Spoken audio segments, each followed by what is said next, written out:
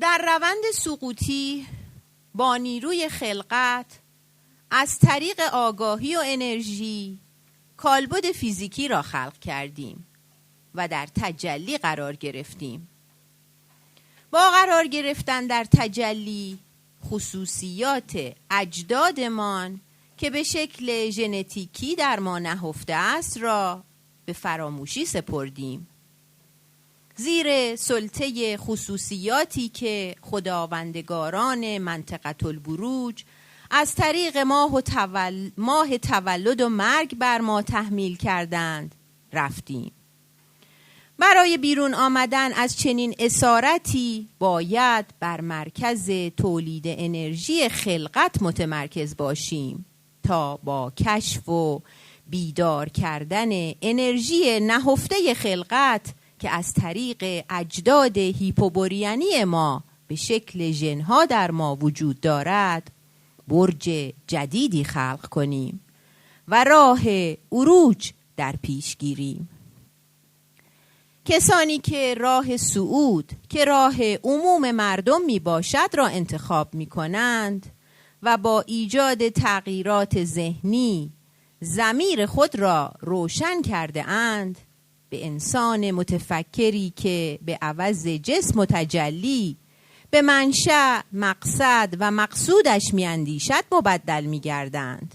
بیدارند و با درک توهمی بودن نور خورشید خود به شکل یک اشراقی نور تولید می کنند و می توانند با نورافکن وجودشان بدون دیده شدن همه چیز را به وضوح ببینند. به قلمروی روح وارد شوند و با خلق آزادی خود را از رنج تجلی رها کنند، اما دچار توهم رهایی گردند و مجدداً در روند سقوطی از طریق سه نیروی خلقت با آگاهی و انرژی جهانی تکراری خلق کنند. تا زمانی که از درون اسیر دنیا هستیم هرگز نمیتوانیم با آزادی هایی که تعریف بیرونی دارند به رهایی یا آرامش برسیم. اگر بتوانیم در حالی که بر خط افقی در حرکتیم درک کنیم که اصل خلقت ما از بین رفته و ما وجود نداریم، می توانیم بدون تجربه سه انرژی توهمی تفکر، اشراق و رهایی از نقطه فعلی یعنی تجلی مستقیما به سمت خداوند عروج کنیم. آمین.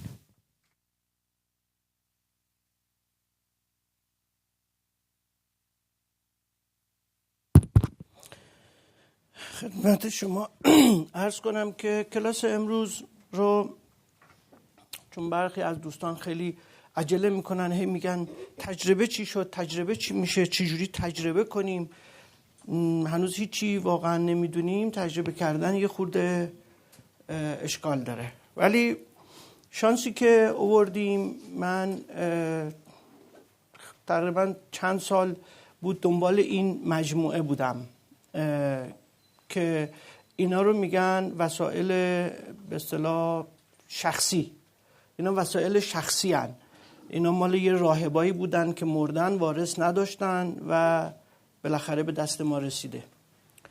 این لگنو که میبینین که دو تا دسته داره که اینجوری باش آب ور میدارن، این یه خطی اینجا داره که مشخص میکنه اینقدر آب میریزین توش. بعد اینجا هم اگر نگاه کنین، حالا از اون دور معلوم نیست، نشون داده که آبشاره.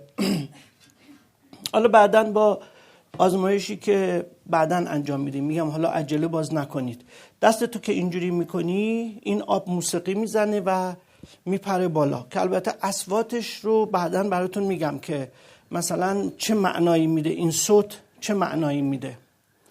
بعد اینا رو بهشون میگن دورجا یا واجرا که مخصوص تمرکزه، که اینجوری به اصطلاح میگیرن تو دستشون برای اینکه هم گردش خون رو خیلی عجیب به اصطلاح درست میکنه، یا مثلا یه کاری میکنه، حالا من نمیخوام وارد چیزای علمیش بشم، که برای تمرکز خیلی مهمه، شکل‌های مختلف داره.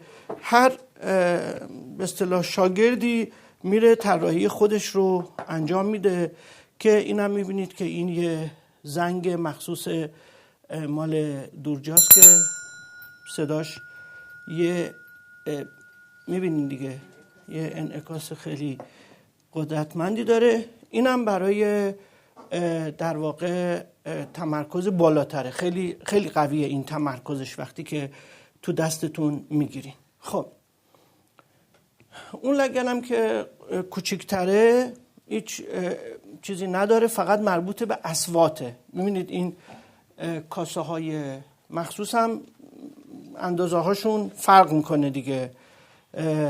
بنابراین اصوات مراکز تولید انرژی رو میدن، که حالا تا شما مراکز تولید انرژی رو نشناسین، خب شنیدن این اصوات خیلی مثلا کار چیزی نداره.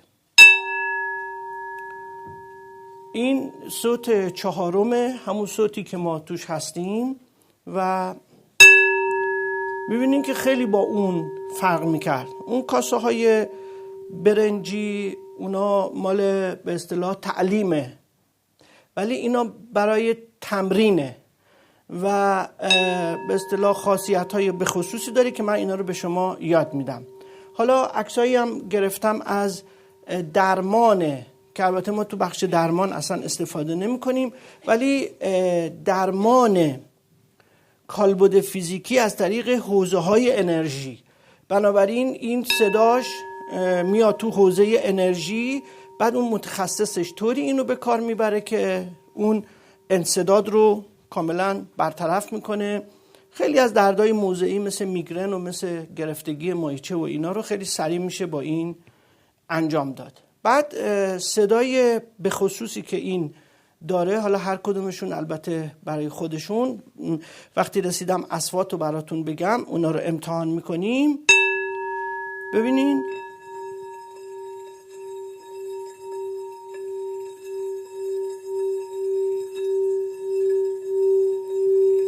خب این دستمو دارم به سمت چپ میچرخونم دیگه. خب حالا به سمت راست گوش بدین.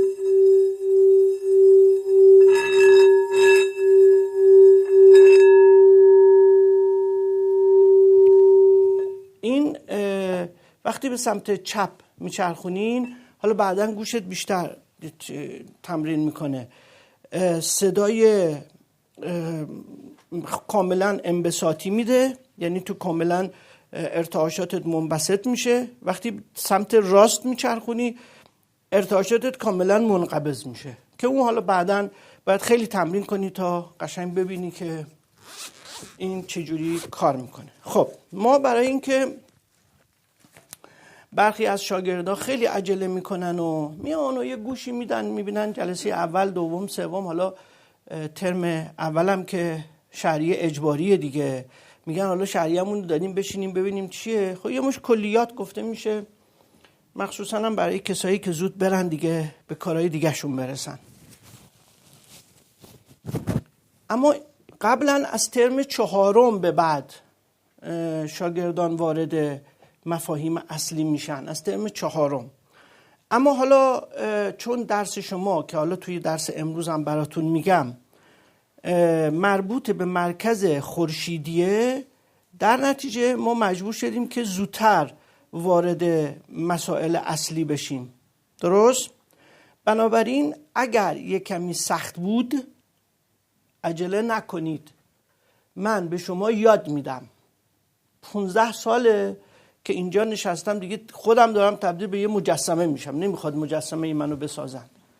15 ساله اینجا نشستم دارم به شاگردا یاد میدم، اما بعضیا خیلی عجولن و اصلا مفاهیمی رو که دنبال میکنن خیلی مقطعیه، حالا یه ذره از اینجا، یه ذره از اونجا، یه ذره از این کلاس، یه ذره از اون کتاب، آخرش هم هیچ اتفاقی نمیفته، هیچ چیزی در واقع دستگیرشون نمیشه. اگه میخوای متخصص بشی واقعا توی رشته دیگه، بالاخره متافیزیک هم مثل فیزیک دیگه، علمه، رشته های گوناگون داره، مهندسی داره، هنر داره، ریاضیات داره، معماری داره، همه اینا رو داره.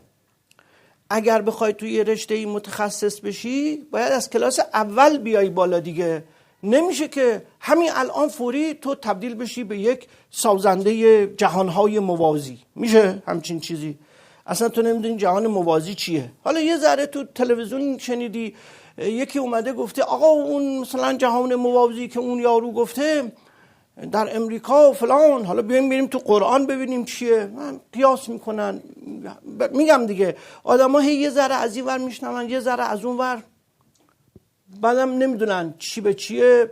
بعدم خب حالا با سوادم که خوشبختانه هستیم همه چیز میدونیم دیگه، از هر چیزی یه ذره شنیدیم همه چی میدونیم.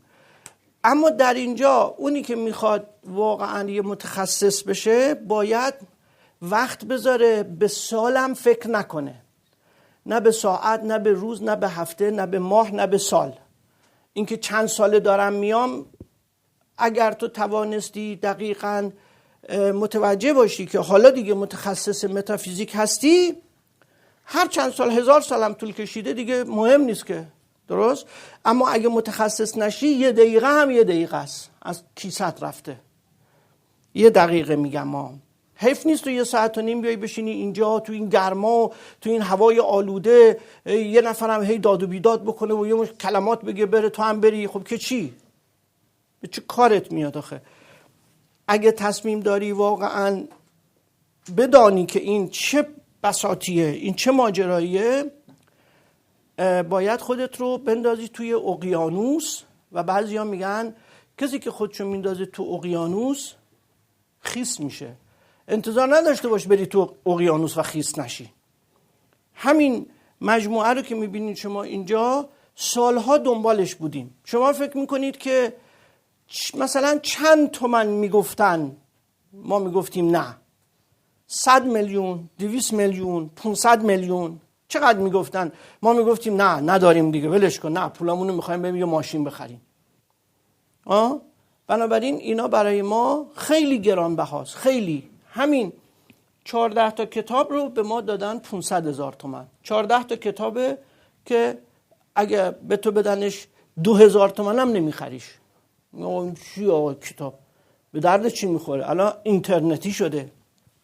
ولی این کتابا یه خصوصیاتی بالاخره یه آدرسایی دارن که توی اینترنت نیست. خب حالا امروز میخوایم چیکار کنیم؟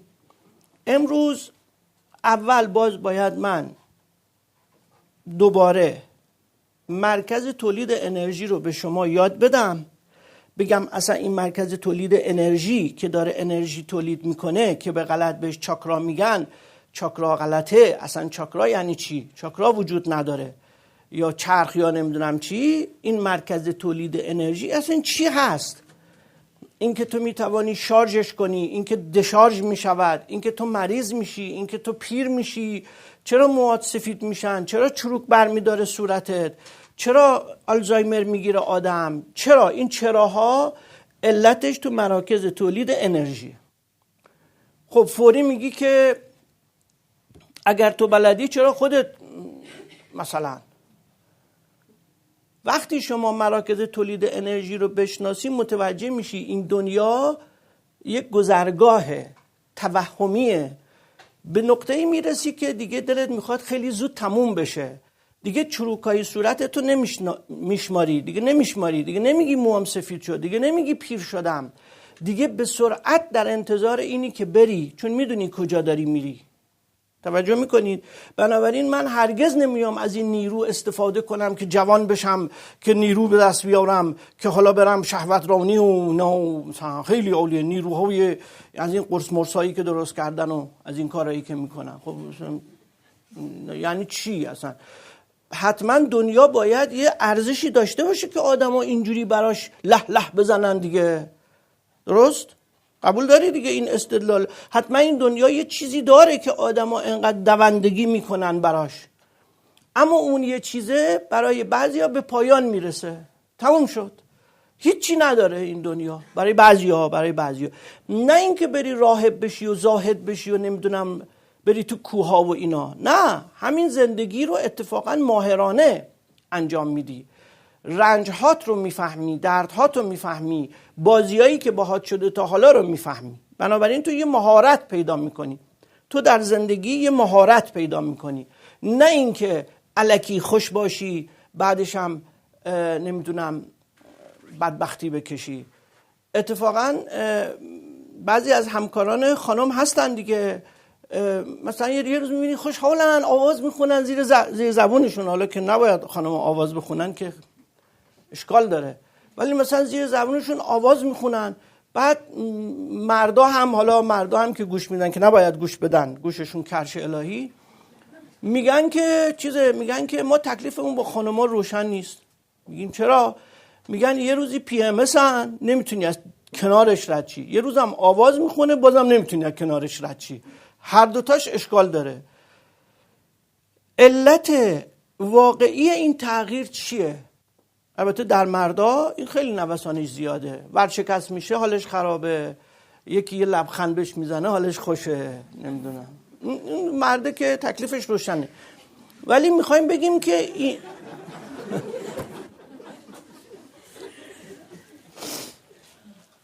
جای آقای محی الدین خالیه تو هند الان. ببینید، میخوام بگم که این تغییر حالات، این تغییری که اتفاق میفته و دست خودمون نیست، تو درس امروزمونه. بله، یکی از دوستانتون که به حقم اومد گفت که آقا تا ما میایم ببینیم درس چیه زنگ میخوره. یعنی چی؟ خب چیکار کنم من چی بگم آخه؟ تلاش خودم هم میکنم سر دقیقه شروع کنیم، چرت و پرتم زیاد نگم، هی برم سر اصل مطلب. ولی میبینید که لازمه. ما این ترم آزمایشگاه داریم، اما شما تا متوجه نشید که چی رو دارید آزمایش میکنید، من الان آزمایش ها رو به شما بگم چه فایده داره. برای شما 4 تا آزمایش در نظر گرفته شده که شبکه خورشیدیتون باز بشه. حالا برای بعضیاتون اتفاق میفته، برای بعضیاتون اتفاق نمیفته. بعدم تو فوری عجله نکن، بگو که من شبکه خورشیدیم باز نشده ولی اینا یه چیزایی میگن پس ولش کن، پس این حتما این کلاس برای من نیست، برای ایناست. اصلا اینطوری نیست. طاقت بیارید، صبور باشید. 1 سالم نیست، تا اسفند سعی میکنم که دورتون تموم بشه. شما باید دوره نوآموزی رو بگذرونید. اگه دوره نوآموزی رو نگذرونید من هیچ کاری نمیتونم براتون بکنم، هیچی. یعنی اصلا چون الفبای مربوط به مدارس باطنیه، الفبا یعنی باید شما الفبا رو یاد بگیرین که خواندن نوشتن بلد باشی یا نه. شما اینو به من بگین. اگه شما الان میگی آقا برو با من استاد دانشگاهم خودم کتاب نوشتم اینا، بله، ولی این الفبا رو من نوشتم. این الفبا تو خیابون نیست، تو کتابا نیست، تو استاد دانشگاه اینا نیست. این الفبا رو من نوشتم. این الفبا رو مثل کسیه که بگه آقا هیروگلیف رو یه طراح داشته دیگه، بعدن اومدن یاد دادن. بعد آقای دو شامپیون تو فرانسه رفت یاد گرفت، اولین جوانی بود که تونست زبان هیروگلیف رو بخواند و بنویسد. خب شما اگه میخواین زبان مدارس باطنی رو یاد بگیرید، این شکلشو من نوشتم، شما باید از روی دست من رو نویسی کنی، بعد بگی خب من حالا الفبا رو یاد گرفتم، حالا برو کتاب خودتو بنویس، دیگه به من کاری نداشته باش، نمیخوام بیای. اگرم میخوای بیای برای تحقیقات بعدیت بیا، ولی دیگه من کاری با تو ندارم. تو الفبا رو یاد بگیر، برو کتاب خودتو بنویس. درست؟ درسی رو که امروز میخوایم بخونیم دنباله اون درس، اما با یک تفاوتی، و اون اینه که اگر خوب دقت کنی چگونگیه، این همین سوالیه که همین خانم آخری که اومد، خانم انوشه ناوی، خانم انوشه ناوی پرسیدند. همین الان میخواستم جواب بدم، اگه مونده بودن تا پایان کلاس این کاغذم صرف نمیشد. اینکه دلیل جدا شدن واحد از احد چی بود؟ مگر نه اینکه خلقت کثرت رو به وجود میاره؟ پس چرا قبول نکردن اون دلیل بی معرفتی است، با توجه به اینکه ما همه خواست وحدت داریم مثلا. خب به طور کلی تجلی دلیل بی معرفتی است، درست؟ حالا میگم این اگه یه خود ثبت کرده بودین بهتون توی درس امروز میگم. ببینین در درس امروز ما میخواهیم متوجه بشیم که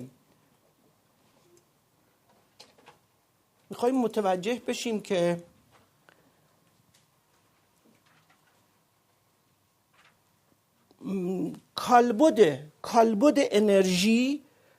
انرژی دیدین که ما گفتیم که اگر برید عکاسی بکنید یه سایه‌ای دارید، درست؟ گفتیم حوزه مغناطیسی.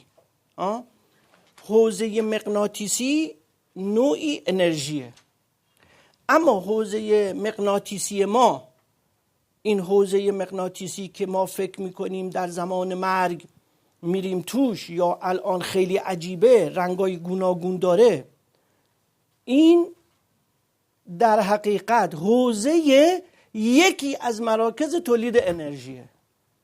حوزه یکی از مراکز تولید انرژیه که اومده منقبض شده بعد تبدیل شده به کالبد فیزیکی. حالا از کالبد فیزیکی بخوای خارج بشی چیکار باید بکنی؟ بگو. منبسط بشی تا برسی به مرکزش، درست؟ راه دیگه ای مگه داریم؟ تو مرگ هم همینطوره. حالا تو مرگ آگاهی اگر اومدی برات میگم، الان دوستانتون تو مرگ آگاهی قشنگ دیگه بلدن، مردن و اصلا میفهمن چیه، اصلا دیگه مرگ براشون معنی نداره، چون دیگه قشنگ میدونه مرگ چیه. مرگ در واقع بازگشتن به اون انبساط است.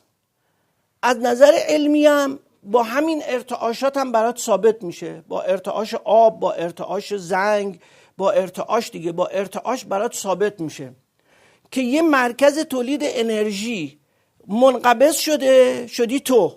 حالا تو اگه میخوای بفهمی که چجوری این اتفاق افتاده چیکار باید بکنی؟ باید منبسط بشی دیگه، بری اونجا، میری تو مرکز تولید انرژی، اما آگاهیت که تغییر که نکرده، درست؟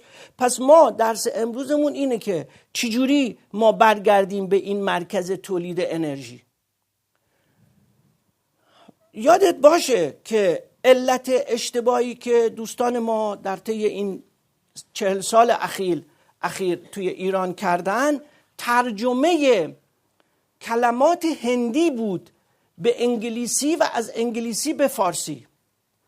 برای همینه که به مرکز تولید انرژی دست پیدا نکردن. به چی دست پیدا کردن؟ به چاکرا.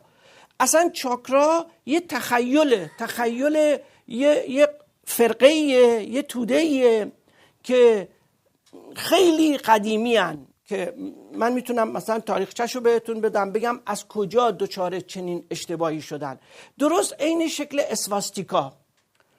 اسواستیکا همون که گفتم، شما اولین چیزی رو که در انبساط خودتون باش ملاقات میکنید یه دونه چلیپای گردانه که داره در جهت عقربه های ساعت میچرخه.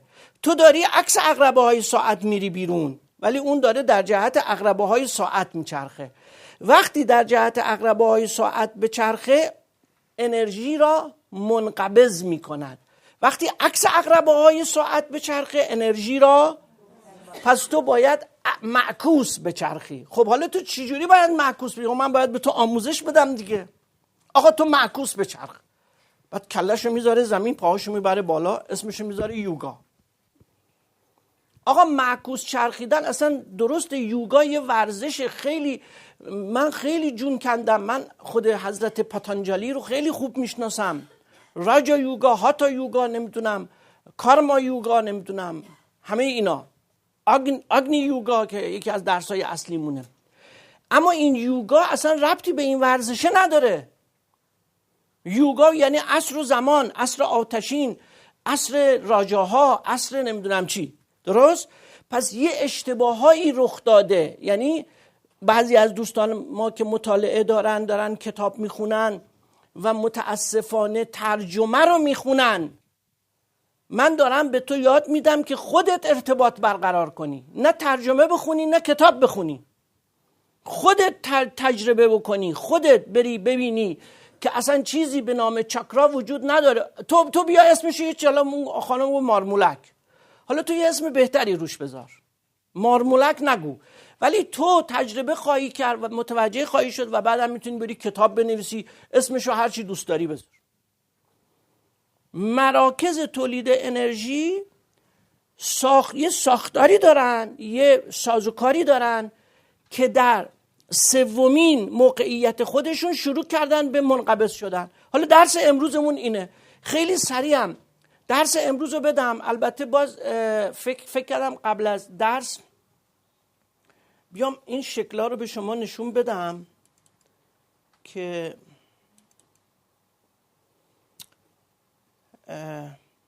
از اینجا مثلا اگر شروع کنیم، این درست.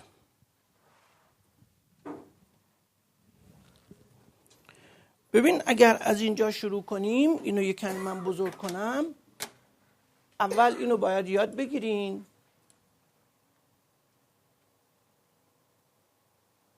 خوبه؟ میبینی؟ همه؟ سالن بیرون. نه خب خوبه دیگه، خوبه، خیلی تاریک نیست. ببینید در این شکل ما اینجا یه ماجرایی داریم، اینو بعداً میخونیم، این حالا کاری نداریم این چیه، چی جوری شده و اینا، ولی ما از اینجا شروع کردیم دیگه.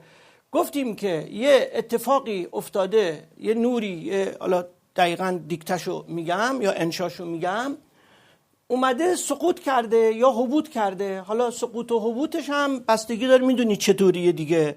اونا که سقوط کردن اومدن به دنبال نوعی ماجراجویی، ولی در کنارشون روح وجود داشت که گفت که شما هبوط کنید، هم لذت ببرید هم آگاه باشید. گفتن نه، اگه ما بخوایم آگاه بشیم به لذتمون نمیرسیم. پس دو دسته شدن، یه دسته برهیشادها شدن، یه دسته چایتانها یا تایتانها شدن. خب اینا سقوط کردن، اینا تو دل اونا وایسادن، همون اون چیزی که تو قلمبس تو دلت، اسمش هم میذاریم مرکز خورشیدی. حالا ما میخوایم بریم سراغ همون که اسمشون برادران معرفته. میخوایم بریم ببینیم چرا اونا هبوط کردن و سقوط نکردن، میخوایم بفهمیم دیگه، خیلی هم علمی، خیلی هم با چه میدونم حساب و کتاب. بعد گفتیم که وقتی که اینا اومدن سقوط کردن، الان تو درس امروزمون دقیقاً بهت میگم این چجوری شد که خالق شد، بعد این چجوری شد که این خالق آگاه شد، از درخت آگاهی خورد، بعد چجوری شد که این خالق آگاه اومد انرژی مستقل خودش رو تولید کرد. درست؟ انرژی رو ما از این منبع انرژی میگرفتیم دیگه. میبینی یه منبع انرژیه که بعداً بهش میرسیم، بهتون میگم این فوهاته، اصلا میگنش فوهات، ولی ما میگیم این چجوری شد که خودش اومد یه منبع انرژی تولید کرد و خالق شد و آگاه شد و انرژی خودش رو مستقل کرد، اونگاه به انقباض انرژی خودش پرداخت. اینجا که رسید و منقبض شد، چاره ای نداشت اون که در درونش ساکن بود یه راهی براش باز کنه. میبینی؟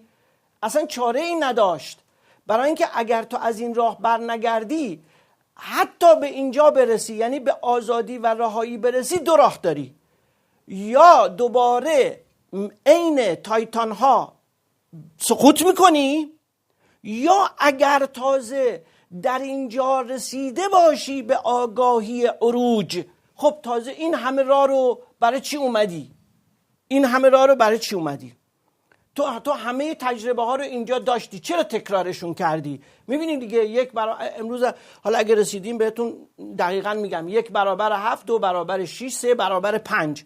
خب چه دلیلی داره که تو دوباره این همه میخوای در این انقباضه به سر ببری و این درد و رنج و این هی دوباره کلاس اول مدرسه و هی حالا نیاز میفهمه که چی میگم، هی دوباره نمره های بد و نمره های خوب و هی دعوای مادر پدر و هی اصلا زاییده شدن، چقدر بدبختی داره. تو آزاد میشی اصلا از قید تمام این مقرراتی که تو انقباضه.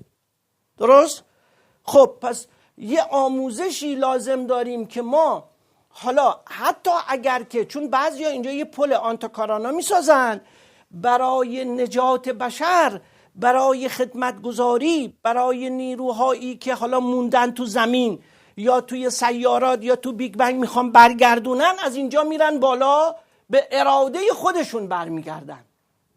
درست؟ اونا یه اسمایی دارن، اونا رو یه کومارا میگن، یه چیزای عجیب غریبی میگن، یه اسمایی میذارن روشون.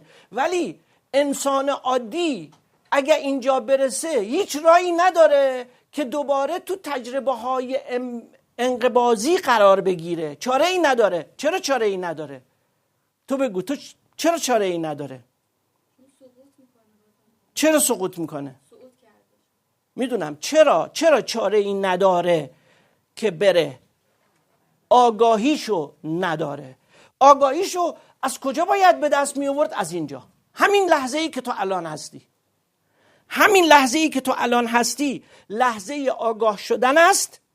و اگر تو آگاه نشی اینجا هم که برسی در معرض انتخاب قرار میگیری، همون انتخابی که در بالا بود، همون انتخاب، و تو سقوط رو انتخاب میکنی چون اصلا تجربه نکردی. تو که اصلا یادت نیست چه اتفاقی افتاده برات. بنابراین تو دوباره چی یادت میاد؟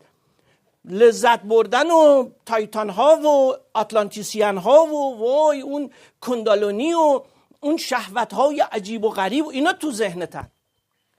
چرا آدم ها وقتی میمیرن ما در مرگ آگاهی میگیم بدترین صحنه ای که یک کسی وقتی داره از تونل عبور میکنه فیلم سکسیه، بدترین صحنه. اما برای همه آمیزش پدر مادرش مرور میشه، یه فیلم سکسی میبینه. تو فکر میکنی با خاطره یه فیلم سکسی تو بری اون طرف میری؟ نه، برمیگردی میگه چقدر جالب بود، من میخوام اینو میخوام تجربه کنم دیگه. خب حالا دونه دونه اینا رو بررسی میکنیم، میگیم که اصلا ماجرا چی هست و این اتفاق چجوری افتاده. بعد حالا توجه کنید ببینید، عیبی نداره که من الان این اون متنی رو که نوشتم که یه هفته روش زحمت کشیدم الان به شما بگم، مهم نیست. مهم اینه که تو بفهمی. ببین وقتی که ما داریم سقوط میکنیم به یه جایی میرسیم که بهش میگیم انرژی، بهش میگیم انرژی. الان هم در علم میگن عالم از 4 تا ماجرا ساخته شده. چیه؟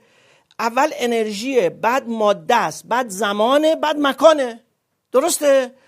زمان و مکان رو در ترم 4 و 5 تو متوجه میشی که مزخرفه.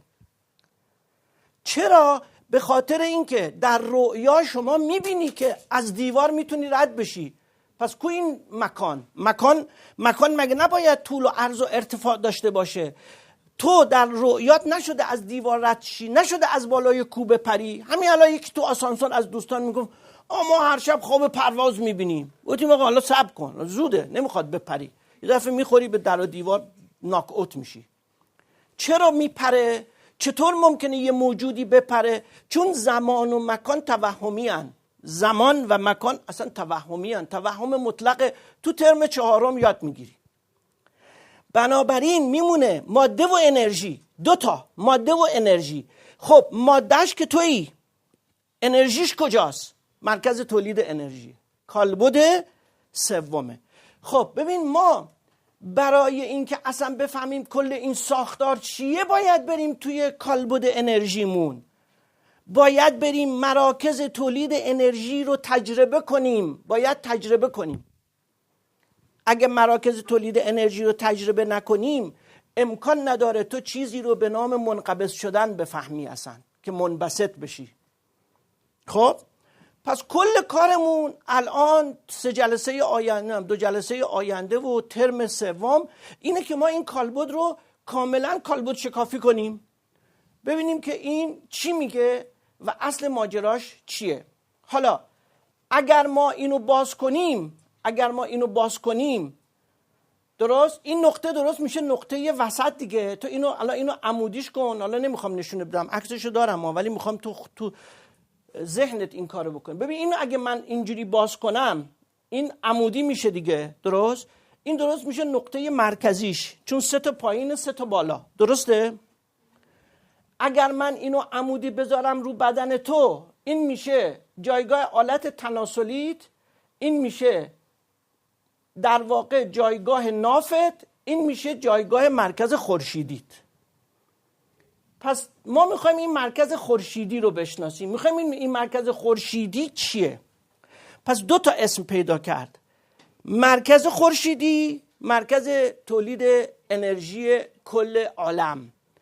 یا برای اینکه اشتباه نکنی میگیم، ببین برای اینکه گوش بده، دقیق گوش بده، ببین الان من میگم کالبد فیزیکی، تو کالبد فیزیکی چی از همه مهمتره؟ میتونی بگی؟ تو کالبد فیزیکی اونا که میگن مغز دست بلند کنن. خب پس باریکلا به شما. قلب مهمترین مرکز بدنه، برای اینکه تا 5 دقیقه اگر خون به مغز نرسه کارش تمومه.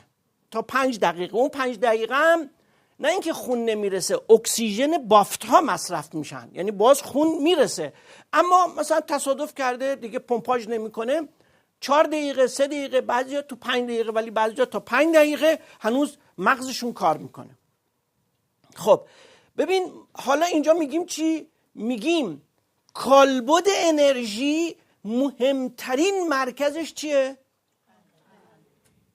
کالبد انرژی، نه کالبد فیزیکی. کالبد انرژی مهم. باریکلا، شبکه خورشیدی. دوباره کالبد فیزیکی مهمترین بخشش، کالبد انرژی مهمترین بخشش.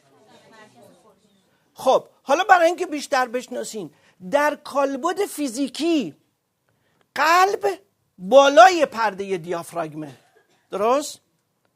اما در کالبد انرژی مرکز خورشیدی زیر پرده دیافراگمه. علت این که تو به دنبال لذتی همینه. هر وقت تو از مرکز خورشیدیت میای بیرون میری سراغ قلبت، میشی مولانا، میشی سعدی، میشی حافظ، میشی سهروردی، ابن سینا، اصلا همینا. یعنی تو خودت امتحان کن، میشی یه نویسنده زبردست، میشی یه نقاش بی‌نظیر، میشی یه موسیقیدان خیلی عجیب اگه از مرکز خورشیدیت بیای به مرکز قلبت. چرا؟ برای اینکه مرکز قلب مرکز کالبد فیزیکیه، تو فیزیک موفق میشی، در حالی که تو کالبد فیزیکیت رفتی تو مرکز خورشیدیت که مال کالبد. یاد گرفتین؟ چون باید امتحان کنی. مگه تو نمیگی، حالا ببخشید خودمو میگم، مگه من نمیگم آدم خنگیم؟ باور کنی من آدم خنگیم، اصلا تعارف هم نمی کنم. من نمره های دبستان و دبیرستانمو قایم کردم که کسی نبینه. باور کنید، یعنی اینو که میگم جدی میگم، یک آدم خنگ که هیچ چی نمیفهمیدم، به خصوص ریاضی که اصلا نمیفهمیدم، دو تا میگفتم 256 تا. چرا؟ برای اینکه جای اینا عوض شده.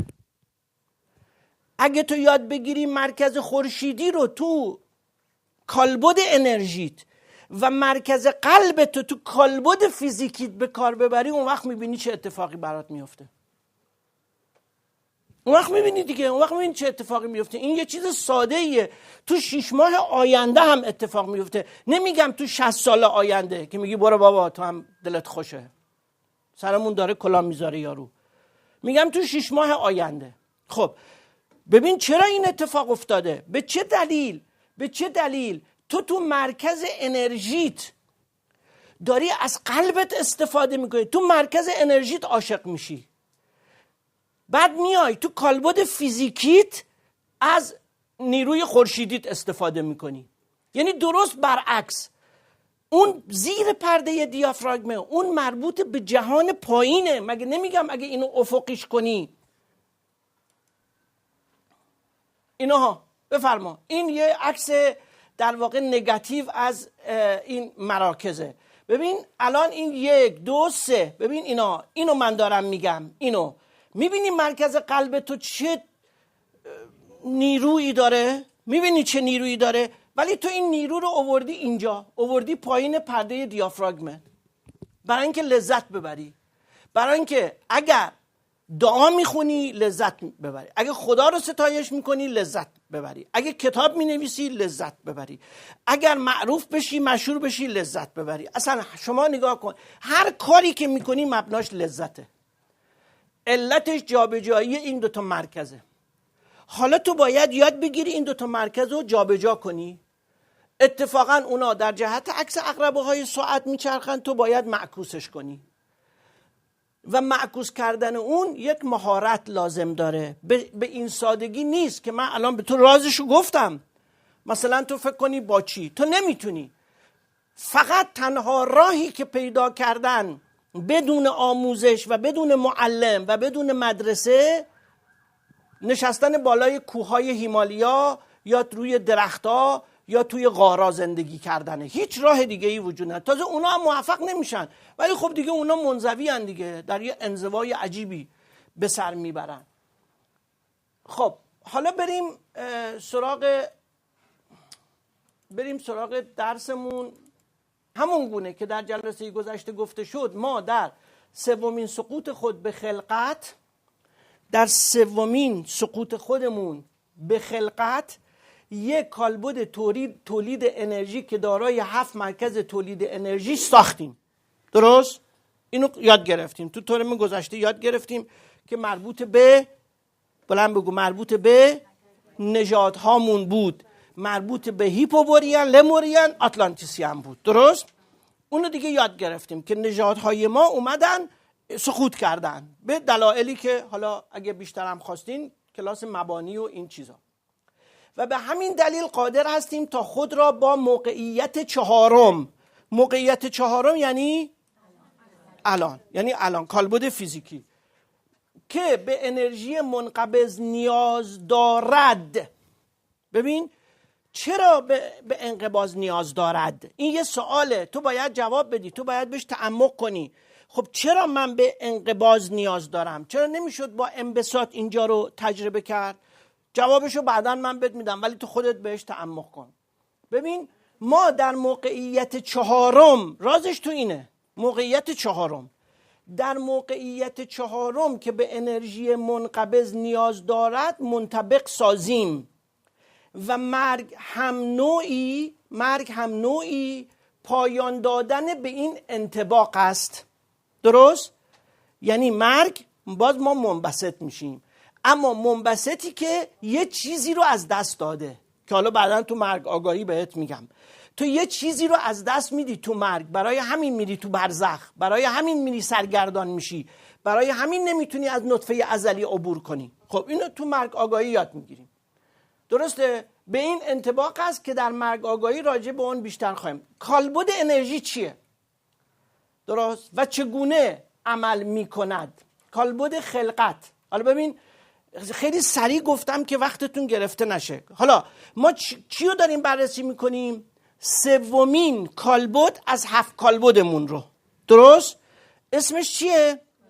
کالبد انرژی. حالا ما میخوایم بفهمیم این کالبد انرژی چیه، چگونه کار میکنه. برمیگردیم بالا. کالبد خلقت از طریق تخیل خلاق عمل میکنه. خب اینو یاد بگیرین.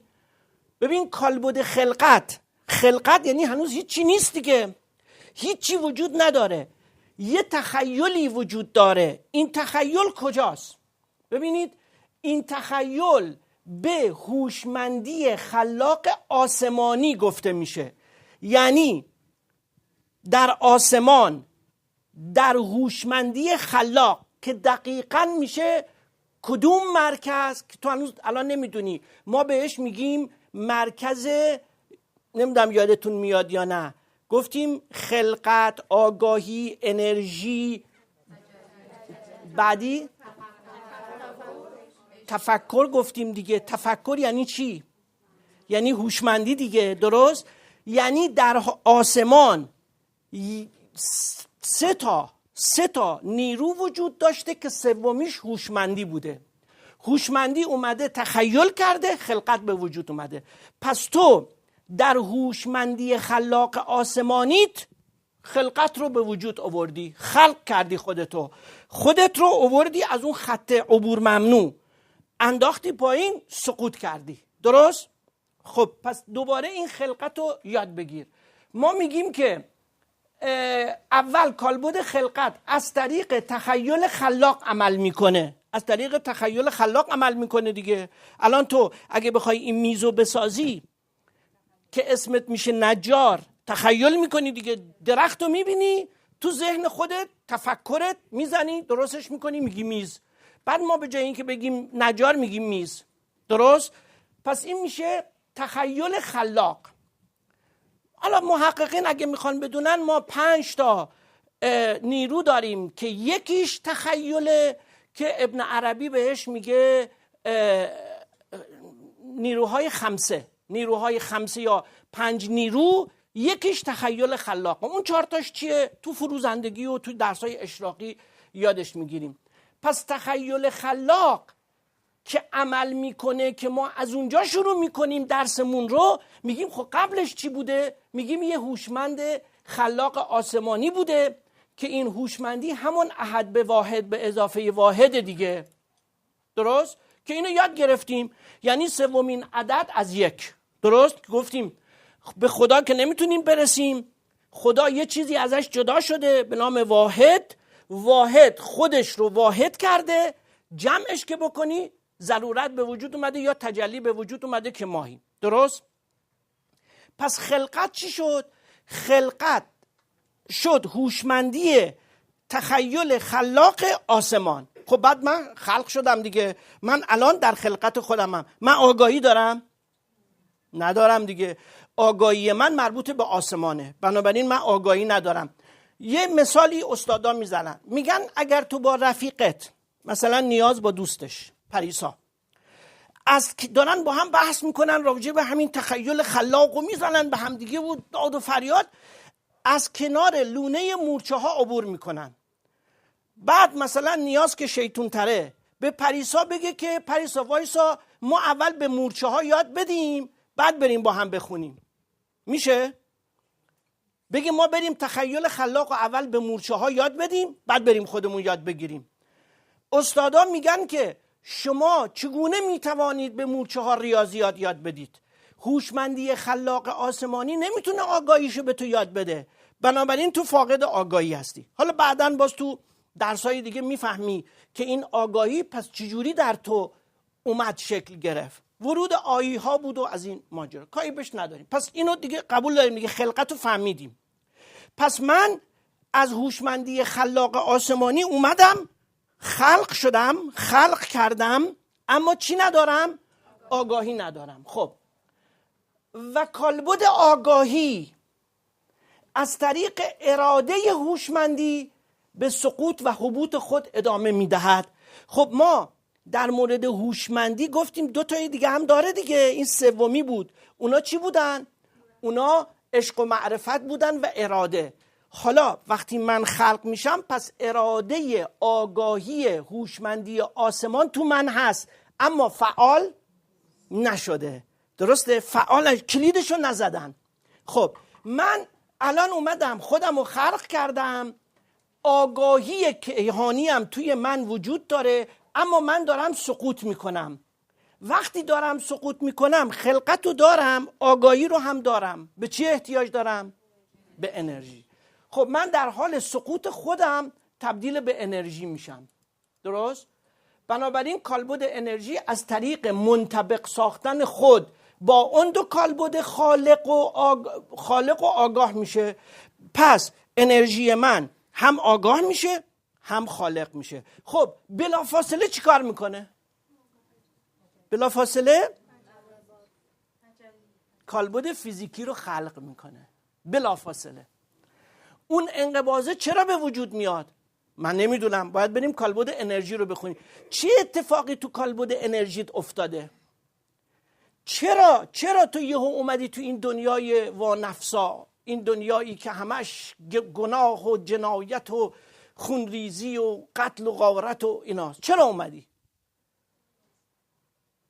بله به خاطر لذت. ولی چجوری شد که تو همه اون آگاهی آسمانی رو ول کردی به خاطر لذت؟ تو از اون کدوم لذت؟ کجا تو لذت میبری؟ تو که همش درد میکشی، کجا لذت میبری؟ خب این تبدیل به انرژی میشه. بنابراین کالبد انرژی از طریق منطبق ساختن خود با اون دو تا کالبد خالق و آگاه میشه، در نتیجه ارتباط خود رو با انرژی بالا قطع میکنه.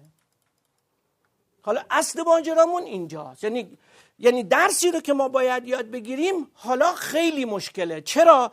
چون از این ور که نمیتونیم بریم، از این ور که نمیتونیم برگردیم بریم آگاهی خداوند رو دوباره بفهمیم، پس مجبوریم از این طرف بریم.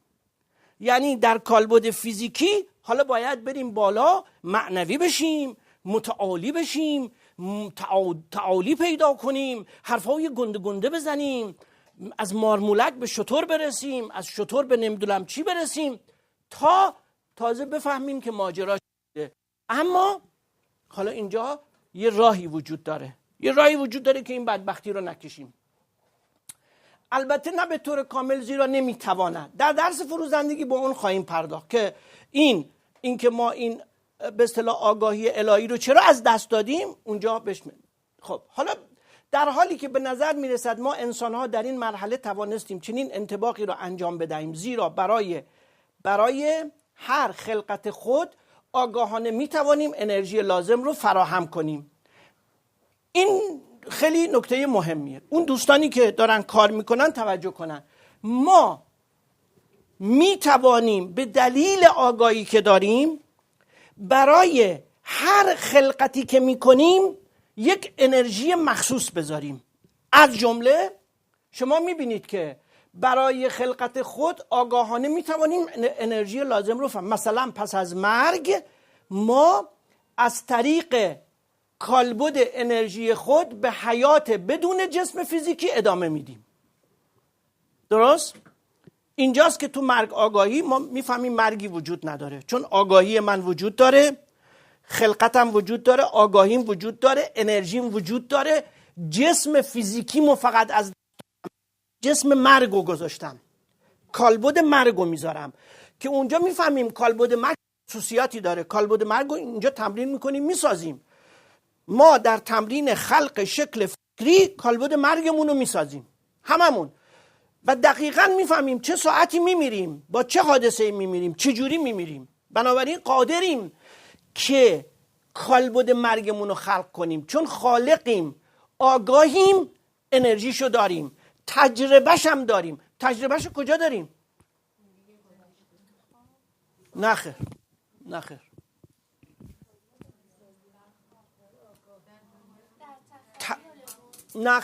تجربه ساخت کالبد مرگو از کجا میاریم؟ باریکالله، از طریق کالبد فیزیکیمون. مگه در کالبد فیزیکی تو الان تجربه نمی کنی که دست داری، پا داری، سر داری؟ خب تو کالبد مرگ تو عیناً اینجوری میسازی، اما با نیروی انبساط. یعنی مولکولاش خیلی منبسط‌تر از اینن، از دیوار رد میشی، پرواز میکنی، محدودیتی برات وجود نداره، آتیش نمیگیری، چاقو تو بدنت فرو نمیره. اما اگه گلوله بهت بزنن چرا؟ خیلی اذیت میشی. چون بحث گلوله رو بعداً سر جای مرگ آگاهی براتون میگم. مرگ با گلوله خیلی دردناکه. در کالبد فیزیکی دردی نداره، در جسم مرگ درد داره، چون اینجوری میچرخه. خب حالا ما قادر به خلق کالبدی به نام مرگ هستیم و هم قادر به جهانی به نام جهان مردگان هستیم. یعنی ما همینجا اگر یاد بگیریم از خلقت، آگاهی، انرژی با تجربه کالبد فیزیکی، درست، فرمولش رو یاد بگیریم، میتونیم کالبد مرگمون رو به اضافه جهان مرگمون رو بسازیم. اگر میگی که من که این جهان رو نساختم، من که این کالبد رو نساختم، من دقیقاً تا نمیدونم یه رب دیگه بهت میگم چرا. تو همینجا خودت همین جهان رو ساختی و خودت این کالبد رو ساختی. تو این اسپرمو انتخاب کردی. هر بلایی سرت میاد کار خودته، به هیچ کس ربطی نداره. میگم الان بهت میگم، حالا اسنادشو بعداً میبینی دیگه. خب پس ما دوباره بگم، با کالبد خالقمون یعنی خلق کردنمون، آگاهیمون و انرژیمون از روی تجربه کالبد فیزیکیمون میتوانیم کالبد مرگ رو و جهان مرگ رو خلق کنیم. درست؟ و هم قادر به جهانی به نام جهان مردگان هستیم. انرژی چنین انطباقی را ما از طریق کالبد انرژی خود دارا هستیم. پس اول گفتم کالبد انرژی چیه؟ جوابش چی شد؟ نه، کالبد انرژی چیه؟ نیروی انطباق دادن آگاهی من با خلقتمه. دوباره بگم، ببین آسون بود دیگه. ببین کالبد انرژی من نوشتیم چیست؟ درست؟ همه میگن چاکرا. چاکرا عبارت است از چرخی که نیلوفری میچرخه که چی بشه آخه؟ که چی؟ همش رفتیم دنبال این، آقا میچرخه، رنگش قرمزه، قرمزیش قرمزتره، اینش اونتره، اونش اونتره. خب که چی آخه؟ من الان به تو میگم اصلا چاکرا وجود نداره. چاکرا میخوایم چیکار کنیم؟ مرکز تولید انرژیه که از طریق مکانیزمش، سازوکارش، به وسیله نیروی خلقتی که تو داری، به وسیله آگاهی خلق کردن، تو میتوانی آینده رو که هیچی، ابدیت رو خلق کنی. میتونی تو ابدیت بری، اصلا همینطوری. بعدن وقتی که بیشتر تخیل خلاق رو تو اشراق براتون میگم، خیلی جالب خواهد بود که میبینی تخیل تو چقدر عظیم عمل میکنه. این مال چیه؟ مال این درسه. چون بعضیا از دانشگاه میاد، آقای استاد سلام علیکم مخلصیم، حال شما خوبه آقای استاد؟ حالا میگم من میخوام یه راست بیام کلاس اشراق. میگم آقا من نمیخوام بگم حالا کلاس اشراق ما خیلی مهمه، اصلا مزخرف محضه، ما یه مش محققیم مثلا. نخیر، من میام اونجا. بعد میاد اونجا، بعد شروع میکنه به بحث کردن. میگم که استاد عزیز، مگه من به تو نگفتم باید بیای از اول بخونی؟ اون اشراقی که به ما یاد دادن خب غلط بود. اون اشراقی که به ما یاد دادن تو کتابات، تو ترجمه ها غلط بود. این اشراق حالا تو میبینی چیه؟ میبینی که چی کار میکنه. اگر تو خلقت، آگاهی و انرژی رو بشناسی، اگر تجربه کالبد فیزیکی تو بفهمی. تو الان تجربه کالبد فیزیکی خوردن و توالت رفتن و آمیزش کردنه. تو چیزی غیر از این در کالبد فیزیکی اصلا متوجه شدی؟ در حالی که کالبد فیزیکی تجربه ابدیت توه، برای اینکه تو بتونی از روش ابدیت خودتو بسازی. یک بار در عمرت تو تجربه کردی که میتوانی خلق کنی به وسیله آگاهیت با انرژیت یک جهانی رو، یک کالبدی رو. این نیروی خداونده ها. این نیروی خداونده. تو از روش داری کپی برداری میکنی، اما تو کپی برداری هم واقعا کاش که تقلب میکردی. خب از طریق کالبد انرژی خود چی؟ ببین کالبد انرژی در حقیقت کالبدی است برای انطباق دادن ما با هر خلقتی که میخواییم. هر چی رو که میخوای الان شما نگاه کن، یه عده پیدا شدن، یه عده واقعا آدمای بی معرفت ورداشتن یه کتابی، یه مجموعه کتابی به نام سیکرت دادن بیرون، به نام راز. شما نگاه کنی، از همین فرمول دزدیدن. این فرمول رو دزدیدن برای اینکه تو به آرزوهای دنیات برسی. $100,000 بیار دم در بهت بدن، نمیدونم دوچرخه پسرت درست بشه، نمیدونم ماشین عمتو مثلا قرمز انتخاب کنم، نمیدونم فلان. 12 جلد کتاب. بعد اومده استدلال کرده از نظر فیزیک کوانتومی میشود. نمیخواد تو 12 جلد کتاب، همین 3 جمله است. تو از طریق انرژی و قدرت خلقتت و قدرت آگاهیت هر چیزی رو میتونی خلق کنی، هر چیزی رو. اما اونی که سیکرت میگه غلطه، چون ریپل در عالم ایجاد میکنه. یعنی حق تو رو پایمال میکنه چون من اون کتابا رو خوندم. اما تو اینجا یاد میگیری که در عالم ریپل، چی میگی بهش؟ موج.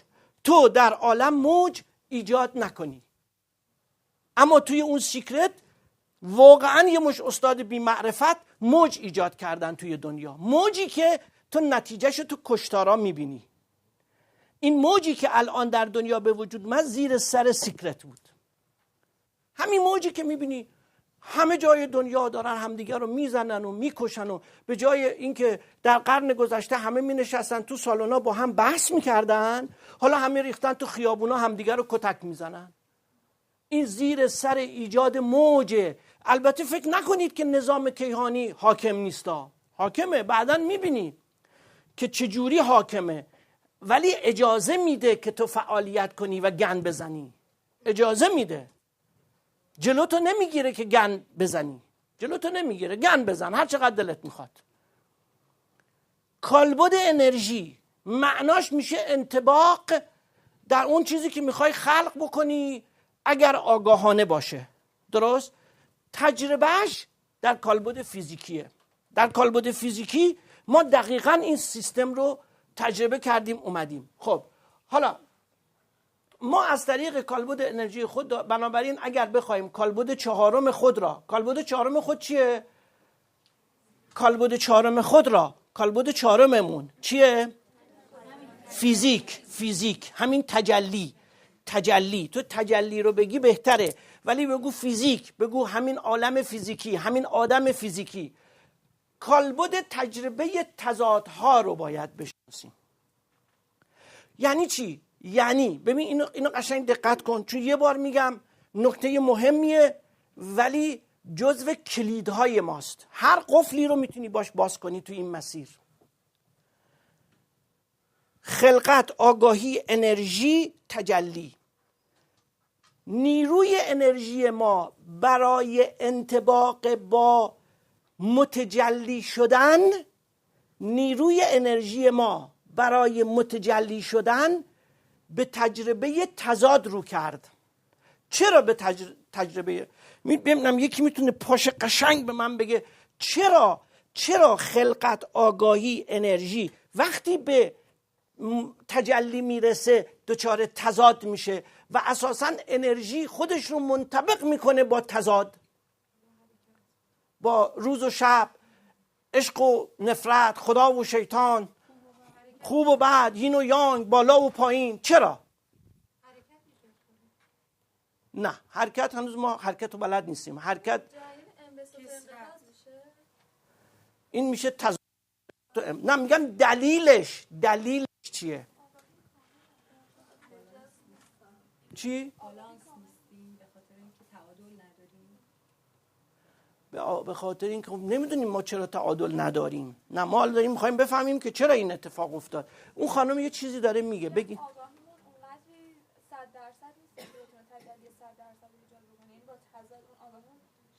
یعنی چی؟ یه خوده نه من فکر کردم گرفتی ماجرا. درست میگی. از وحدت جداست به کثرتی. خب داری میگی یعنی چی؟ نه من مجبورم اینو ببندم. باز اینو نگاه نکردیم. اینو دوباره باید ببینید. نگاه کن. ببین ما وقتی که اینجا میرسیم چرا کالبد انرژی ما مجبور به انطباق با تضاد میشه؟ چرا؟ گوش بده ببین. باریکالله. برای اینکه اینا با هم یکی بشن، این یکیه که خودش از دو تا متضاد. یا تو برعکس گفتی. یا ببین وقتی که به اینجا میرسیم، یادت میاد که گفتم اینجا نیروهای مثلا مثبت، نیروهای مثلا برهیشاتها، برادران معرفت، اون نیروهایی که روح الهی بودن اومدن رفتن توی اینایی که میخواستن لذت ببرن، سقوط کردن، رفتن تو دل این قایم شدن. خب کجا اینا فرصت دارن که بیان خودشونو آزاد کنن؟ کجا؟ تموم شد. اینجا روح من آزادی میخواد، جسم من لذت میخواد، انرژی من منطبق شد بر تضاد. حالا بکش، حالا رنج بکش برای اینکه این رو کردی.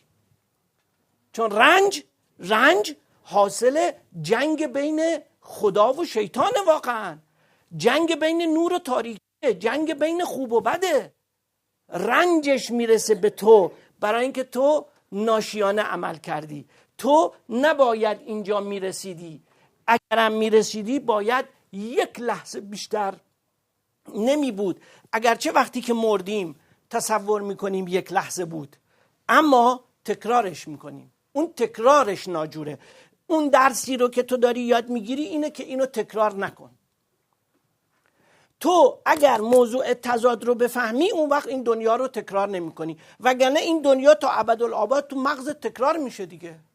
اصلا موضوع تکرار رو بعد میگم، اصرار به استمرار در بودن، اصرار به استمرار در بودن تا ابدیت، اصرار به استمرار در بودن، در حالی که ما باید بشویم. شدن مهمه، نبودن. مثل موجود مهم نیست، وجود مهمه.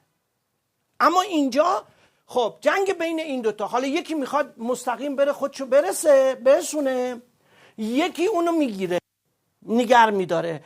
بنابراین جنگ در واقع این دوتا اینجا آغاز میشود. برگردیم سر کار خودمون. اینجا بودیم. خب کالبد تجربه تضادها رو باید بشناسیم. باید در ابتدا برای اینکه کالبد تجربه تضادها رو بشناسیم به کالبد چی بریم؟ انرژی. چرا باید بریم به کالبد انرژی که کالبد تضادها رو بشناسیم؟ برای اینکه انرژیشو تأمین میکنه، برای اینکه اساسا اون ما رو انداخت تو این بدبختی. اون انرژی داد، اون نیروی خلقت منم خلقش کرد، آگاهی منم گفت بریم یه تجربه‌ای بکنیم که نمیشه 13.5 میلیارد سال بریم یه تجربه بکنیم. تو دیدی این آدمی که یه بار لذت میبره میگه حالا یه بار دیگه، بعد معتاد شده، بعد از گوشه خیابون جنازهشو ورداریم. این زندگی ماست. ما معتادیم به این دنیا، ما معتادیم به این زندگی، ما معتادیم. آخرش هم جنازمونو میبرن چال میکنن. از کی باید بپرسیم ماجرا رو؟ از کالبد انرژی. خب پس ببین این میشه دلیل دومه، این که بپرسیم کالبد انرژی چی کار میکنه. گفتیم کالبد انرژی چیست؟ انطباق، نیروی انطباقه. چی کار میکنه؟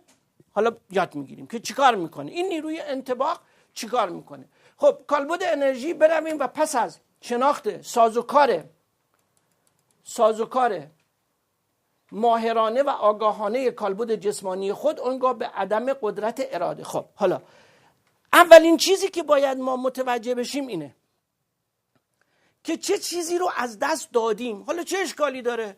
ما اومدیم خلق کردیم آگاهانه انرژی، اومدیم تو دنیا، داریم نیروی تضاد رو هم کش و قوس میدیم و میریم جلو، درست؟ اما یه نکته اینجا پاسخش مجهوله و اون اینه که چرا من اراده ای در مورد تولدم، در مورد مرگم و در مورد سرنوشتم ندارم؟ چرا من این اراده رو ندارم؟ مگه من خالق نیستم؟ مگه من خداوند این قدرت رو به من نداده که آگاهانه خلق کنم، انرژیشم داشته باشم؟ درست؟ پس چرا اسیر این دنیام؟ این باید جواب بدیم دیگه. این بالاخره یه دانشمند، یه استاد دانشگاه اکسفورد، نمیدونم چی که ما رو راه نمیدن. آقا بیا جواب بده که چرا تو اراده نداری، همین فردا صبح سکته میکنی میمیری؟ چرا؟ نمیدونیم. من از شما سوال نمی کنم چون هنوز درسشو نخوندیم.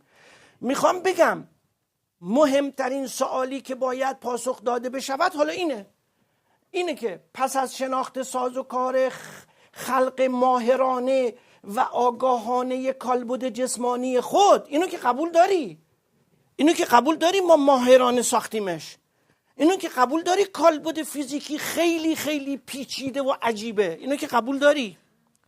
میگیم وقتی که ما انقدر اینو ماهرانه و آگاهانه ساختیم، به عدم قدرت اراده که مربوط به کالبد آگاهی ماست نمیتونیم دست پیدا کنیم. چرا؟ چه دلیلی داره؟ چرا من اراده ندارم؟ چرا من الان اراده ندارم؟ من الان زمان منو اینجا الان میگه آقا ساعت 6:30 پاش برو خونت. میتونم زمان رو 1 ساعت با تخیلم بکشونم تو هم متوجه نشی 2 ساعت درس بدم که خلاص شم؟ میتونم؟ نمیتونم. ببین این که میتونمی که گفت آموزش باید ببینیم. خواهیم توانست اگر یاد بگیریم که زمان وجود نداره، مکان وجود نداره، اینا همه توهمه، این چیزایی که ما میگیم همش توهمه اینا. حالا اما الان که تو نشستی تو ترم تو دوم جلسه 6، یعنی سرجم میشه 6 ساعت، 6 تا هم نیم ساعت چقدر میشه؟ 9 ساعت از تعلیم تو میگذره. 9 ساعت تو چند صفحه کتاب میتونی بخونی؟ چند صفحه واقعا؟ چرا ما اراده نداریم و ارادمون کجاست؟ ارادمون تو این دنیا کجا رفته؟ خب اونگاه به عدم قدرت اراده که مربوط به کالبد آگاهی ماست پی ببریم و بدانیم چه عاملی باعث از بین رفتن قدرت اراده ما می باشد. نقصی که در ما وجود دارد و ما قادر به اراده آنچه که ارادی است نداریم به چه دلیلیه؟ درست؟ روش فکر کن، چون همش 10 دقیقه کلاس نموند. 10 دقیقه اصلا هیچ. من میخواستم 15 صفحه بگم، بعد شکلشون بدم، بعد آزمایش بکنم، هیچ موند دیگه. همینو یاد بگیر. ما میخوایم ببینیم این اراده ما چی شد، این که در ما وجود داره چه نقصی در ما وجود دارد. این سوال این هفته ماست. اینا چه نقصی؟ چون نقصه در حالی که ما کاملیم، انسان کامل. حالا شما خواهید دید وقتی که به آخرین گوی که گوی اراده مقتدر الهی است میرسیم، تو میشی انسان کامل. در انسان کامل دیگه این نقص وجود نداره. اما الان تو کجایی که این نقص وجود داره؟ بلند بگو. الان کجایی که تو این نقص وجود داره؟ کالبد تجلی. درست؟ تو کالبد تجلی این نقص وجود داره، اما در کالبدهای بعدیت این نقص دیگه وجود نداره. تا ابدالآباد تو کالبد تجلیت بمونی این نقص وجود داره. از کالبد تجلیت عبور کنی این نقص رو دیگه نداری. اراده وارد وجودت میشه. تو میشوی یک موجود با اراده تو عمل میکنه، اراده تو خلق میکنه. درست؟ خب چه نقصی در ما وجود داره؟ ما از طریق مدارس باطنی خواهیم آموخت که راه ورود به چنین آموزش هایی بازگشت به نقطه آغازه. درست؟ همون جایی که خداوند اراده کرد تا ما خلق شویم. البته بدیهی است که بسیار مشکل و سخته، زیرا امکان اون برای معدودی ممکنه. اینجا بعداً میگم، این میریم تو بحثای فروزندگی و اینا میفهمیم که خیلی مشکله و یه چیزایی داره، طبقات مختلف و از این ماجراها. اگرچه خداوند همه ما رو دعوت کرده، یعنی هیچ استثنایی وجود نداره، هیچ استثنایی، هممون رو دعوت کرده، هممون هم میتونیم بریم، اما معدودی از ما میریم اون سفر رو. از این نقطه است که ما برای بازگشت از حوزه مغناطیسی کالبد فیزیکی که بسیار به مراکز تولید انرژی و کالبد سوم یعنی کالبد انرژی نزدیک می باشد حرکت خود رو آغاز می کنیم. درست؟ پس ببین این قرار بود درس امروزمون باشه. دوباره بگم، ما تنها راهمون اینه که از این انقباض بریم تو اون انبساطه. درست؟ چجوری میتونیم این کارو بکنیم؟ از این انقباض بریم تو اون انبساطه، از اولین نقطه‌ای که ما در واقع به شکل کالبد انرژی هستیم، اولین جایی که به شکل کالبد انرژی هست. پس باید از کالبدمون خارج بشیم دیگه. چجوری ما از کالبدمون خارج بشیم؟ مگه همچین چیزی وجود؟ اراده لازم داره. چجوری من از کالبدم خارج بشم؟ اگر خلقت رو بلد باشی، اگر آگاهانه بدانی که همین الان در کنار این کالبد تو که تو آزمایش‌های هفته دیگه آزمایش‌ها رو اول کلاس میگم، تو اون آزمایشی که انجام میدی میبینی که تو هر چقدر نزدیکتر میتونی حسش بکنی. بعد از اینکه تمرین میکنی، مثلا زنگ میزنی، نمیدونم ریپل ایجاد میکنی، میای اینجا میبینی این کالبدی که اینجا بود حالا اینجاست. پس این تهش کجاست؟ درست؟ پس تو برای اینکه بتوانی تجربه مربوط به کالبد فیزیکی که تضاد بین مرگ و زندگی است ازش عبور کنی، باید برسی به کالبد انرژیت. یعنی باید کالبد انرژیتو ببینی. این که تو چجوری ببینی؟ برای من نامه ننویس. یه عده‌ای شروع کردن به نامه نوشتن و یه چیزایی نوشتن که خب خدا کنه اینطوری باشین. فقط من بهتون میگم دوستان، واقعی باشید، حقیقی تجربه کنید، تخیل نکنید. تخیل احتیاج به اراده داره، ما اراده نداریم. شما ورمیداری کپی میکنی، شما ورمیداری کتاب میخونی، از روی کتاب مینویسی که من رفتم فلان جا و اینطوری شد و اونو دیدم و اینو دیدم و نمیدونم. اینا به درد نمیخورن.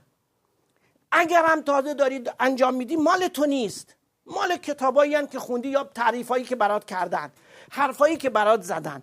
من شاگردی رو که تجربه واقعی میکنه میشناسم، من حوزه‌شو میبینم، من کاری به نوشتهش ندارم. و تو مسئولی که تجربه واقعی بکنی، به خاطر اینکه اگر دیگران به واسطه نامه‌های تو فریب بخورن، تو مسئولی. به من چه ربطی داره؟ من مسئول نیستم که. من الان دارم به تو میگم حقیقی باش، چون الان بهت میگم واقعیت ساختگی از طریق کپی برداریه. تو داری منو گول میزنی، تو داری با این نامه‌هات منو گول میزنی.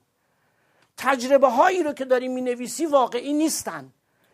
چرا؟ به خاطر اینکه اصلا تو خودش معلومه که واقعی نیست. پس صبر کن، برو به نقطه صفر. حالا از نقطه صفر شروع کن. میخوای از کالبدت بیای بیرون، طبق یه آزمایشایی، طبق یه تعالیمی، آموزش‌هایی باید این کارو بکنی. اگر تو یه کتاب دیگه یاد گرفتی، خوش به حالت. اما من میگم نکن این کارو.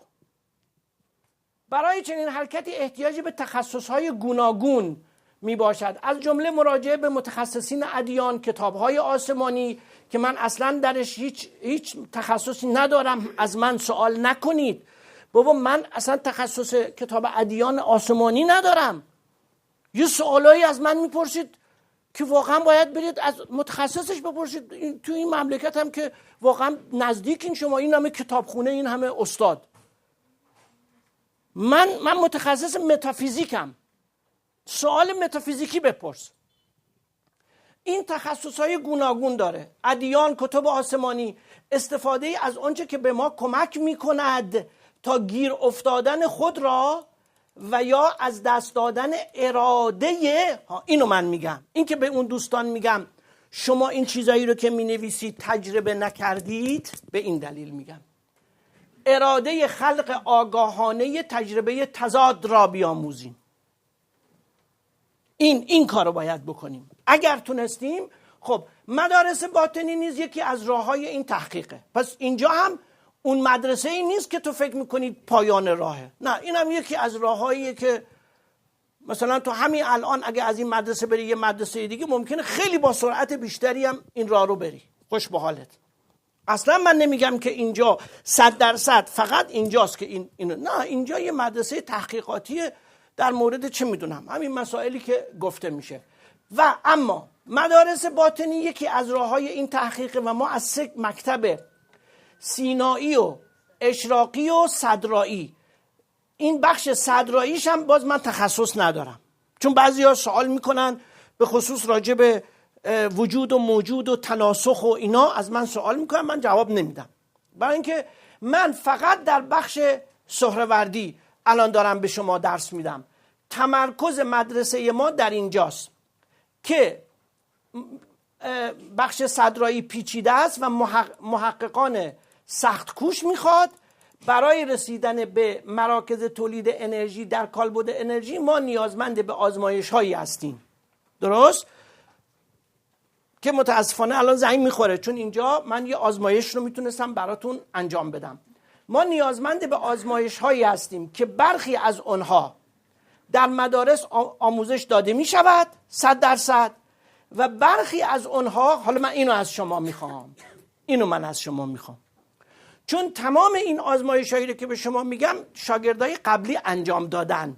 من طبق نظر شاگردای این مدرسه بهتون میگم، نه اینکه برم از رو کتاب بنویسم بیارم بهتون بدم بگم آقا اینجوری تو آینه نگاه کن اینو میبینی. نه، دقیقاً اتفاق افتاده، آدمش زنده است، شاگردت همکلاسیت، میتونی بیارمش اینجا بهت گواهی بده، یادت بده. اصلا البته اجازه ندارن که روش های تخصصی خودشون رو بیان کنن چون شما یاد نمیگیرید. خب برخی از اونها در مدارس آموزش داده می شود، برخی از اونها به وسیله شاگردان واقعی تجربه می شود، و برخی از اونها، حالا این مهمه، ببین تو ممکنه بگی آقا یعنی چی؟ من واقعا تجربه کردم. من به اونی که تجربه کرده، واقعا تجربه کرده که نمیگم غلطه، اما میگم اینو آکادمیکش کن، درست؟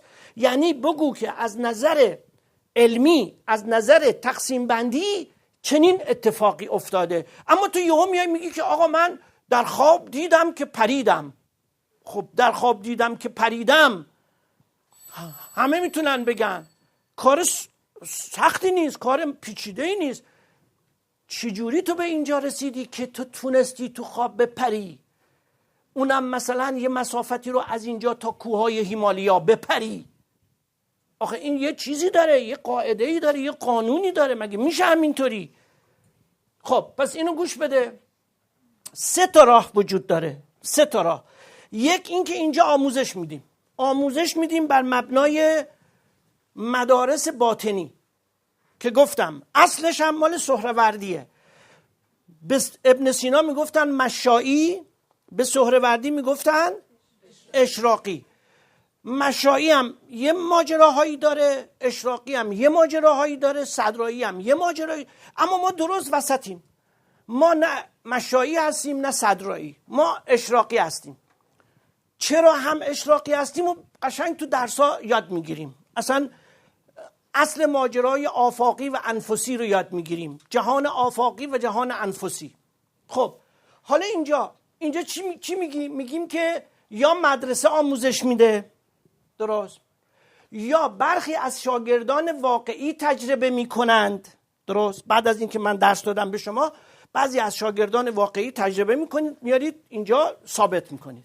یا اینکه ببین این مهمه، اینو توجه کن، یا اینکه در حافظه کیهانی ما وجود دارد. این درس بسیار مهمیه، ببخشید 5 دقیقه به من وقت بدید که اینو بگم که شاید همین هفته موفق بشی. ببین در حافظه کیهانی ما وجود دارد، بر اثر تمرکز و خواست واقعی به یادمون میاد. یعنی اون تجربه ای که تو در خواب دیدی پریدی درسته، اما این یه جایی داره، از یه جایی میاد که تو میتونی. ما اونو میخوایم، ما میخوایم که تو هول نشی، ما میخوایم که تو ذوق نکنی یا خدایی نکرده انجام نداده بگی چون تو کتاب خوندی یا یکی برات تعریف کرده. اگه انجام دادی ما میدونیم از کجا میاد. از کجا میاد؟ از یه جایی که حالا اسمشو بهت میگم. خب این بخش از تعالیم را، اینو من میخوام شما یاد بگیرین، این بخش از تعالیم را باز آفرینی واقعیت حقیقی میگویند. ببین اینو یاد بگیر، باز آفرینی یعنی یه چیزی در تو هست، حالا ما داریم میریم سراغش. ما میخوایم بریم مخ هزاران هزار ساله تو رو، 13.5 میلیارد ساله تو رو باز کنیم. درست؟ به وسیله کالبد انرژیت، با نیروی خورشیدیت میخوایم بریم مخ تو باز کنیم، ببینیم 13.5 میلیارد سال تو چی بوده. درست؟ باز آفرینی واقعیت حقیقی که با واقعیت های ساختگی تفاوت دارد. تفاوتش چیه؟ تفاوتش اینه هر تجربه ای که من برای شما تعریف میکنم میشه واقعیت ساختگی. چرا؟ چون من ساختم، من واقعیت رو ساختم برای تو. پس از اینجا به بعد هرچی من به تو اینجا درس میدم میشه واقعیت.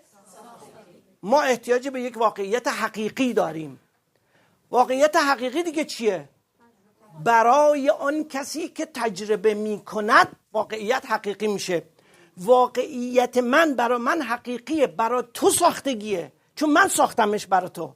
حالا تو وقتی میگی برای تو حقیقیه اما برای من ساختگیه. خب ما میریم به بازآفرینی واقعیت حقیقی که با واقعیت ساختگی تفاوت داره و در ترم آینده تفاوت این دو رو آموزش میدیم. علت این که انسانهای معمولی قادر به ادراک آنها نخواهند شد چیه؟